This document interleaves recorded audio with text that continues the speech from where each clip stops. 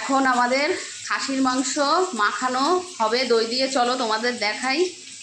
সব কিছু গোছানো হয়ে গেছে, এখন মাখাবো। চলো, এই হচ্ছে মাংস আর এখানে টক দই।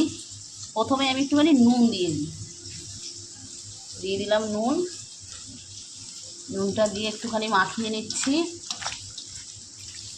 তারপরে এখান থেকে দিয়ে দেব পরিমাণ মতো টক দই।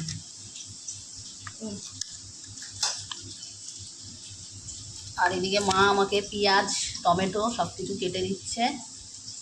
আর এখান থেকে টক দই দিয়ে দিলাম মাংসর মধ্যে।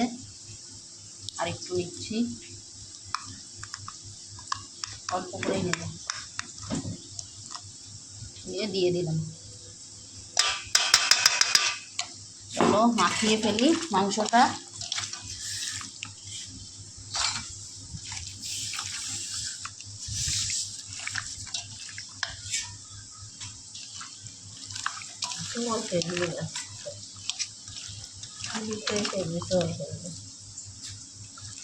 মাখানো হয়ে গেছে, এবার রেখে দিলাম এটা আধ ঘন্টার জন্য। আর বাকি মশলা পরে মাখিয়ে নেব। এই হচ্ছে দই আর নুন মাখানো মাংস।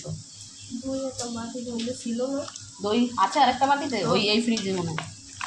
ভাই তো বললো এখান থেকে দিতে। এই মাখিয়ে রেখে দিলাম।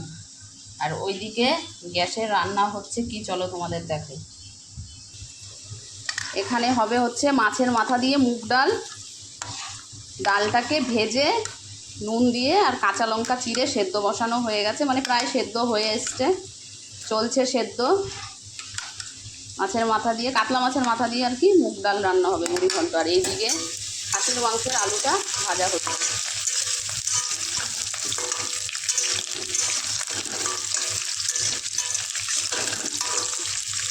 চলো আবার পরের ভিডিওতে দেখা হচ্ছে।